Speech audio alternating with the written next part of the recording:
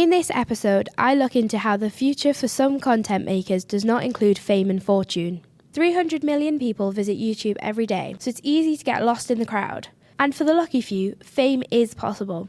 However, imagine the pressure of knowing that you had 54.1 million people watching you. I would like to see the future of my Instagram grow and continue to help people, so help people where I was perhaps 2 or 3 years ago, and for them to develop like confidence, to start eating better, taking care of themselves, and just taking, it doesn't have to be they take the whole ethos of my Instagram, but just taking little parts of it, whether that's just a recipe or they try a workout that I did, just to take bits from it. And I would like to grow it so that maybe I do affiliate myself with some brands or create a partnership with some people like that, but not make it huge. But I'm not too concerned about my following.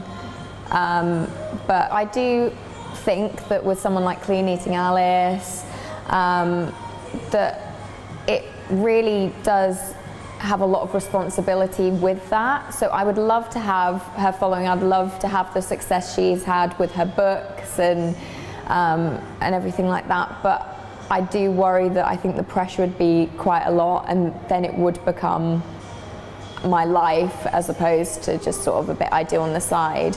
Tom finds it easier to pair university and YouTube with a smaller audience, but there could be a better way to support those with smaller audiences. It's interesting now because I think there's been a slight shift, as in there's niche audiences and then there's big audiences, and the big audience are kind of stuck with these big YouTubers, and then the big YouTubers will bring in smaller YouTubers that they like, and then that big audience gets directed to them. And I think that's a good way, but I feel like there's a lot of small YouTubers that want to be really big, and that's where the frustration comes from, and that's why they give up and things like that. But like I said, I'm really happy with a smaller audience. I like the fact that I've got people that I recognize in my comments and things like that. It's really nice because they interact with every video and I get to talk to them, and they're really supportive, and it makes me want to do more.